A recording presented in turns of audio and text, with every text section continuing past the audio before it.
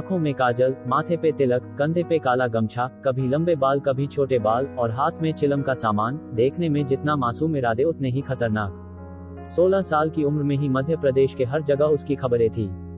वो किसी अच्छे काम के लिए नहीं बल्कि उसके द्वारा की गई हत्या, चोरी, डकैती, अपहरण इन विशेष काम को लिए जाना गया, जिसने महज 2 साल में जुर्म की दुनिया में वो नाम कमाया होगा जो आज तक कोई नहीं काम सका।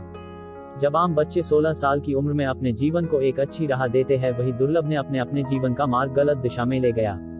8 नवंबर सन 2000 में एक बिजनेस कारोबारी पिता और सरकारी टीचर मां के यहाँ किलकारियां गूंज उठी और जन्म हुआ एक लड़के का। पिता ने नाम रखा दुर्लभ। पिता का मानना था कि बड़े होकर उनका बेटा एक अच्छा और सबसे हटके कुछ नया करेगा।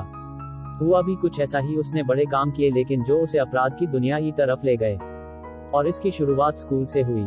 स्कूल समय से ही दुर्लभ अपने से सीनियर और जूनियर के झगड़ों को निपटाने लगा। फिर धीरे धीरे स्कूल में उसका दबदबा बन गया। फिर क्या था, स्कूली दादा का खौफ इतना बढ़ गया कि इसकी उम्र के लड़के दुर्लभ को ही अपना रोल मॉडल मानने लगे। धीरे धीरे कश्यप ने अपने ही उम्र के लड़कों के साथ एक गैंग बना लिया। गैंग के लड़के कश्यप के कहने पर किसी को भी मौत के घाट उतारने को तैयार रहते थे।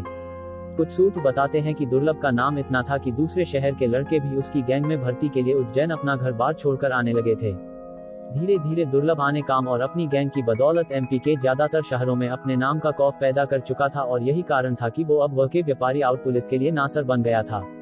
17 साल की उम्र तक पहुंचते पहुंचते उसके ऊपर तमाम आपराधिक मामले भी दर्ज होने की शुरुआत हो चुकी थी, जिनमें फिरौती, जान से मारने की धमकी जैसे संगीन मुकदमे उज्जैन के कई थानों में दर्ज हो चुके थे। महज 18 साल की उम्र तक पहुंचते ही उस पर 9 मुकदमे दर्ज हो चुके थे। ऐसा कहा जाता है कि दुर्लभ को उज्जैन का भाई बनाने में सोशल मीडिया का बहुत बड़ा हाथ था। कश्यप ने अपने फेसबुक के अकाउंट के बायो में लिख रखा था कि वह कुख्यात बदमाश है, हत्यारा और अपराधी है। कोई सा भी विवाद हो, कैसा भी विवाद हो तो उससे संपर्क करें। ऐसे तमाम पोस्ट के जरिए वो और उसका गैंग लोगों को धमकाने का काम करने लगे। लेकिन कहते हैं न कि अपराध की दुनिया ज्यादा बड़ी नहीं होती है। जैसे ही उज्जैन पुलिस को इन पोस्ट के बारे में 27 अक्टूबर 2018 पता चला, वैसे ही दुर्लभ और उसके गैंग के 23 लड़कों को गिरफ्तार कर पुलिस ने जेल भेज दिया। ये पहली बार था जब दुर्लभ कश्यप को जेल हुई। दुर्लभ कश्यप जब जेल में था तो उस वक्त उज्जैन के तत्कालीन एसपी सचिन अतुलकर ने उसको बोला था कि कश्यप, तूने कम उम्र में ज्यादा दुश्मनी पाल ली है। तू जेल में जब तक है तब तक जिंदा है, बाहर निकलेगा तो कोई न कोई तुझे मार देगा। और बाद में एसपी साहब की भविष्यवाणी बिल्कुल सच साबित हुई। पिछले साल लॉकडाउन से पहले दुर्लभ जमानत पर छूटकर जेल से बाहर आया था और इंदौर में रहने लगा। जब लॉकडाउन खुला तो वो अपनी मां के पास उज्जैन वापस चला गया। वो 6 सितंबर 2020 की रात थी जब दुर्लभ की मां ने अपने बेटे और उसके दोस्तों के लिए दाल बाटी बनाई थी। सबने साथ बैठकर खाना भी खाया। इसके बाद दुर्लभ अपने 4 दोस्तों के साथ चाय और सिगरेट पीने के लिए अमन उर्फ भूरा की दुकान पर रात के 1 बजे पहुंचा था। रात के करीब 1:30 बजे थे। यहाँ पर दूसरी गैंग के शहनवाज, शादाब, इरफान, राजा, रमीज और उनके कई साथी भी उसी दुकान पर पहुंचे। पुरानी रंजिश के चलते दोनों एक दूसरे को घूरने लगे और शहनवाज से दुर्लभ की कहासुनी हो गई। फिर क्या था, शाहनवाज और उसके साथियों ने चाकुओं से कश्यप के ऊपर हमला कर दिया। दुर्लभ ने अपने ऊपर हुए इस हमले का जवाब शाहनवाज पर गोली चला के दी, जो उसके कंधे पर लगी और वो घायल हो गया। इसके बाद शहनवाज के साथी दुर्लभ और उसके दोस्तों पर टूट पड़े।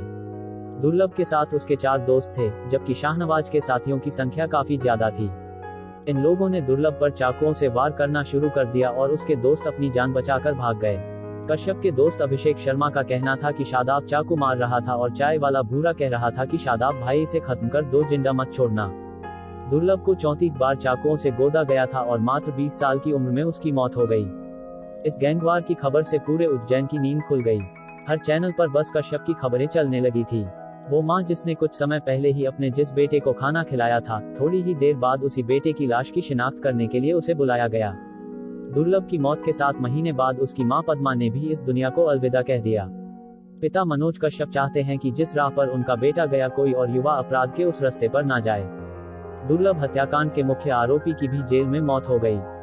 वो छत पर चढ़ा और वहां से औंधे मुंह नीचे कूद गया, जिससे उसके सिर में गहरी चोट आई। उपचार के लिए उसे तुरंत अस्पताल पहुंचाया गया, लेकिन उसकी जान नहीं बच सकी।